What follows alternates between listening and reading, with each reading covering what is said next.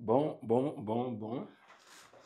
Salut les amis, j'espère que vous allez super bien et que vous avez bien débuté votre semaine. Ok. Avant de commencer la vidéo, j'aimerais poser une question à Rodrigo. Rodrigo Goes. Est-ce que Rodrigo Goes connaît Luis Figo? Je dis ça, je ne dis rien, hein. Rodrigo, est-ce que tu connais Figo? Bon, on se frotte les mains. Bref, quand bien même on sait que Manchester City, c'est l'option la plus possible pour lui. Mais bon, qui ne tente rien à rien, hein, parce que moi, si je trouve, je ne refuse pas. Comme la majorité des joueurs au Real, comme vous ne les voulez plus, bon, nous, on va les prendre. Parce que il y a beaucoup qui sont là, qui jouent à Madrid, mais ce n'est pas leur équipe de cœur. Hein? Vous voulez que je vous donne un exemple? Ada Güler, c'est un Barcelonais dans l'âme. Donc, Petit, tu as fait un mauvais choix. Certes, tu as gagné la Ligue des Champions, mais si tu veux faire le bon choix, si tu veux corriger les choses, tu sais où revenir. Et à part Ada Güler, il y a aussi Trent Alexander-Arnold aussi, qui est un Barcelonais dans l'âme, mais qui veut signer à Madrid aussi. Donc, vous prenez pratiquement tous nos petits, quoi. Mais bon, tout compte fait, on est là et on sera en train d'observer. Bon, j'ai vu les informations selon lesquelles, bon, vous savez, la presse, ils ont commencé à salir Rodrigo, à sortir des informations sur Rodrigo pratiquement chaque minute, comme quoi Rodrigo a fait ci, Rodrigo, il est out, Rodrigo, il est ça, Rodrigo, il est ci. Les gars, posez-vous. Vous savez pourquoi? Parce que, en fait, moi, je ne suis pas surpris de voir ce genre de choses parce que la presse, en fait, c'est ce qu'ils font pour vendre. C'est justement pour ça que j'ai souvent du mal à faire des vidéos actu où j'allume ma caméra dès qu'il y a une info et tout. Je ne dis pas que les autres youtubeurs font mal, hein, ils font pas mal, mais ils s'expriment quand même sur ça. Moi, je n'ai pas souvent cette habitude de le faire parce que je me dis, la presse, c'est toxique. Ce sont les gens de gars, c'est le genre de gars, ils vont se lever, vu que 2 jours sont passés et qu'il n'y a rien eu. Donc, il faut créer quelque chose pour animer la toile et pour pouvoir vendre. Donc, vous-même, de vous à moi, hein, disons-nous la vérité, vous pensez vraiment que quelqu'un comme Rodrigo peut être un problème dans le vestiaire, dans un vestiaire? Rodrigo qui ne parle pas, qui ne dit rien, qui est un joueur exemplaire et qui, même pour moi, sincèrement, la place, le statut qu'il a eu au Real, mais s'il était ailleurs, c'est un boss. Il ne l'a pas eu, mais malgré ça, Rodrigo, il a été joker de luxe. Il est rentré, il a délivré, il a sauvé des matchs. Pourtant, il fait un moment, il n'était pas titulaire, mais il ne se plaignait jamais. Il est toujours resté professionnel, exemplaire. Donc, ceux qui vont se lever et dire, ah, Rodrigo aujourd'hui, Rodrigo c'est un traître, malgré tout ce qu'on lui a fait, tout ça. Non, je suis désolé. Tout le monde, sauf Rodrigo. Rodrigo, quand même, il fait partie de cette liste de joueurs-là que j'apprécie beaucoup. C'est justement pour ça que je disais, Luis Figo, en tout cas, nous, on est prêts. Bref, de l'autre côté de l'actualité, je vais aussi parler d'Ancelotti, de Flick, de certains joueurs du Barça. On retombe rapidement sur Ancelotti. Ancelotti, qui a été annoncé pour être le sélectionneur du Brésil, c'est déjà acté depuis hier, si je ne me trompe pas, ou avant-hier. Donc, Ancelotti qui s'en va, pour moi, c'est un bon choix. Pas un bon choix dans le fait de quitter le Real pour aller directement au Brésil. Bon, en fait, je m'exprime mal. Pour moi, c'est un bon choix du fait d'avoir quitté le Real à ce stade-là.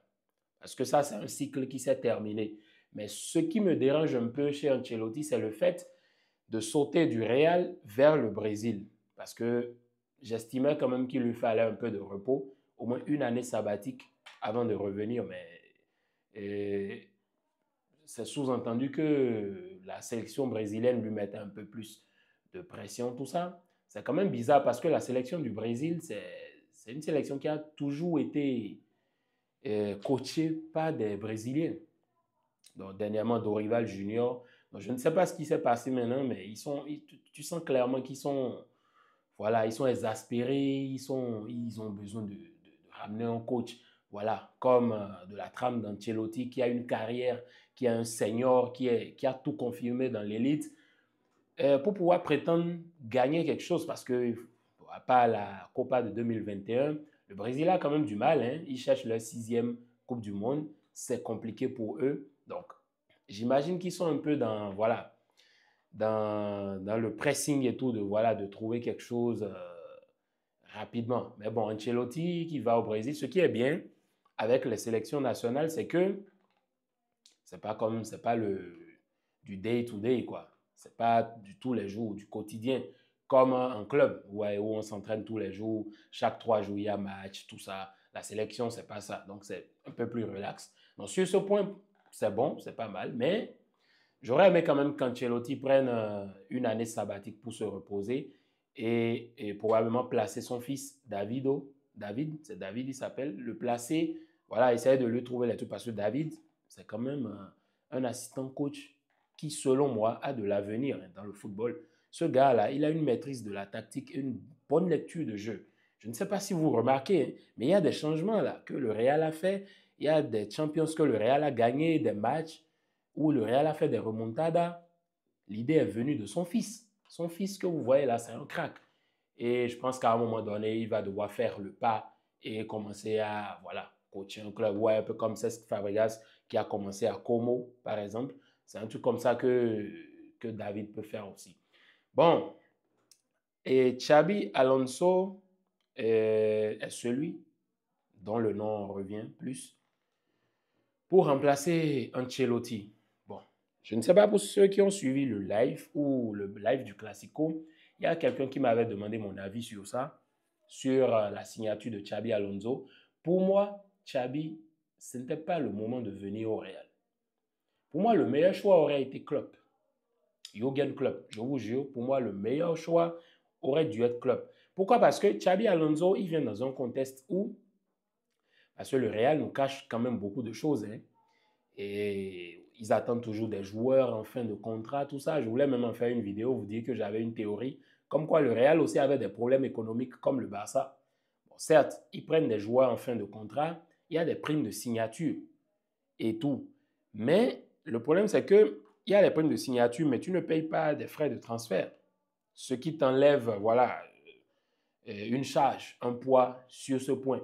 Mais Xabi Alonso, qui vient actuellement au Real, dans ce contexte où le Real ne peut pas se permettre de signer tout le monde, parce que, en temps, j'en parlais même dans mon groupe de foot avec les gars, et je disais, même avant que ça ne sorte hein, dans les médias, je disais, et un défenseur comme Harrison, même avant que le Chiringuito n'en parle, je disais, un défenseur central comme Harrison, il en faut au Real, parce qu'il faut voir la profondeur du banc. Carvajal s'est blessé, on a vu ce qui s'est passé derrière. Vasquez, Coladero total, c'est du n'importe quoi. Mendy, Garcia, qui n'ont pas du tout été constants durant toute la saison.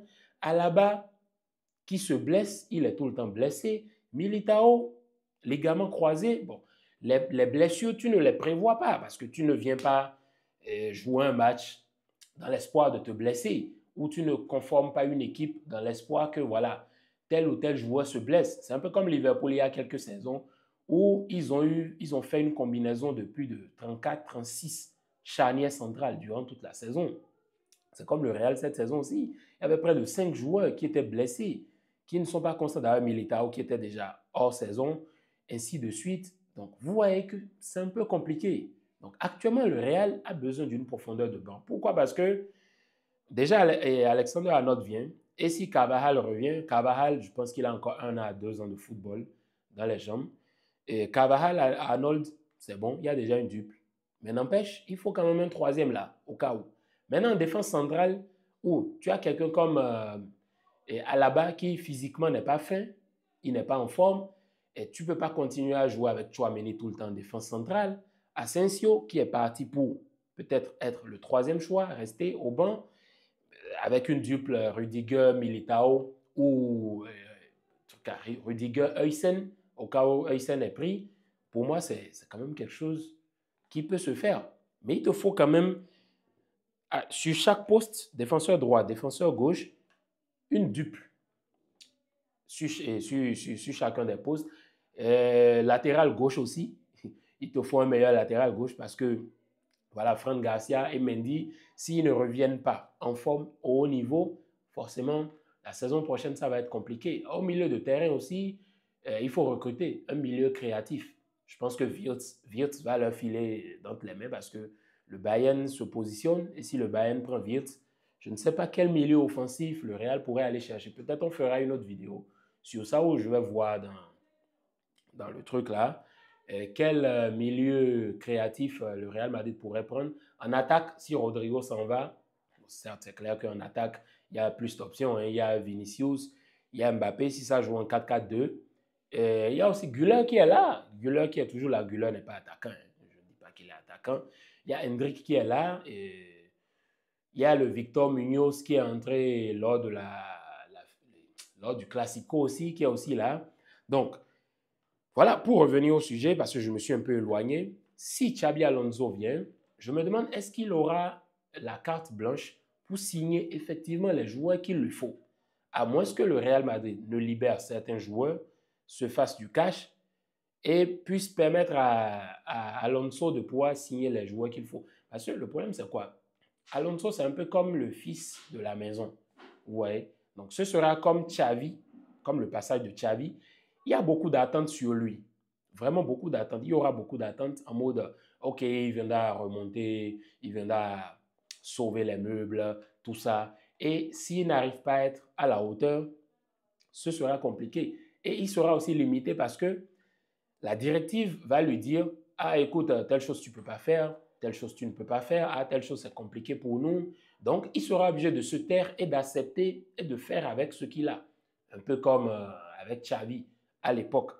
Maintenant, le problème, est-ce que Xabi Alonso aura le caractère nécessaire pour voilà, inculquer quelque chose dans cette équipe? Vous voyez par exemple, truc là, Flick est venu au Barça, il n'a eu Colmo, mais regardez ce qu'il a pu faire dans l'équipe. On va en parler tout à l'heure. Regardez ce qu'il a pu faire avec cette équipe de joueurs. Pourquoi? Parce qu'il faut voir son âge, le coach qu'il a été et tout, mais est-ce qu'avec Xabi Alonso, ce sera la même chose? Ça, j'en doute bien. Moi, j'aurais préféré que le Real aille pour Klopp. Franchement, Klopp, il aurait été parfait comme coach du Real. Bref. À part ça, on va parler de Flick. Flick qui a renouvelé un an encore. Je pense que c'est une bonne politique de renouveler les coachs chaque année, surtout un coach comme Flick qui est déjà dans la soixantaine. Vous savez, c'est compliqué. Il ne faut pas faire comme l'Atlético Madrid qui donne des contrats de, je ne sais pas, 5-7 ans au Cholo.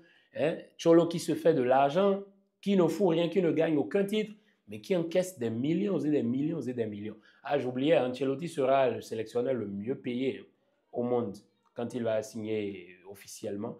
Donc, Flick, bon renouvellement de Flick qui va rester encore un an. L'année prochaine, il y aura beaucoup de joueurs qui vont s'incorporer, le retour de Bernal.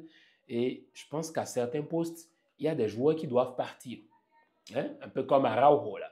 Araujo au Barça, certes, tu as été bon, merci pour tes bons et loyaux services, mais c'est le moment de partir. Pourquoi? Parce qu'il y a des joueurs dans cette équipe du Barça qui, depuis, on attend de voir comment ils vont évoluer et tout, mais il n'y a rien qui change. Donc, il y a des joueurs qui vont partir et je suis très sûr que Flick va recruter. En fait, dans cette équipe du Barça, il te faut au moins 2 à 3 recrues pour la prochaine saison. Il y a des voisins qui sont en train de parler là. Je ne sais pas si le son va sortir dans la vidéo, mais voilà quoi. Donc, Araujo qui doit partir, c'est clair, hein, il doit partir. Des gars comme Gérard Martin aussi, qui doivent aller se chercher peut-être à Girona ou un petit club comme ça pour avoir plus de temps de jeu et se performer. Mais sur le poste d'arrière gauche, on doit trouver quelqu'un pour Baldé aussi. Parce que franchement, ça devient chaud, ça devient compliqué. Du côté droit aussi, il faut aussi quelqu'un pour Koundé. Il faut aussi un joueur pour Koundé. Inévitablement. En défense centrale aussi, il te faut 2 défenseurs centraux. Bon, si Christensen revient et est bien incorporé, il n'y a pas de problème. Tu peux chercher un autre défenseur, peut-être Jonathan Tah. Parce qu'il sera libre de contrat. Et il n'y a qu'à voir aussi parmi les joueurs qui seront disponibles sur le mercato, qui sont ceux qui peuvent venir et pallier. Parce que le poste de défenseur central, je n'ai pas oublié le poste de gardien, je reviens tout à l'heure sur ça. Le poste de défenseur central, on a vu cette année qu'il y a quand même des limites. Il y a des limites dans cette équipe du Barça. C'est vrai que je pense qu'avec la philosophie de Flick et de Johan Cruyff. Cruyff qui disait « Je préfère gagner un match 4-3 que de le gagner 1-0 ». En fait, Flick, il est parti du principe où, OK, il n'y a pas de problème, on peut encaisser, mais du moment où vous marquez plus de buts, il n'y a pas de problème. Mais le problème, c'est que ça ne peut pas continuer comme ça tout le temps parce qu'il faut voir comment le Barça joue, la ligne haute. En fait, durant tout le match, tu les vois eux tous pratiquement proches du rond central. Tu te dis, mais qu'est-ce que c'est? Et c'est ça qui fait que dès qu'il y a une contre-attaque qui est bien exécutée par l'adversaire, c'est but derrière. Et on n'en parle plus, c'est but. Et en fait, si la ligne n'est pas parfaitement ajustée, il y a but derrière. Mais le problème, c'est que tu dois prendre des défenseurs et tu dois corriger la défense. Parce que je ne peux pas comprendre que tu sois une équipe qui attaque aussi bien, qui marque beaucoup de buts, mais qui encaisse aussi beaucoup de buts. Qui encaisse beaucoup de buts.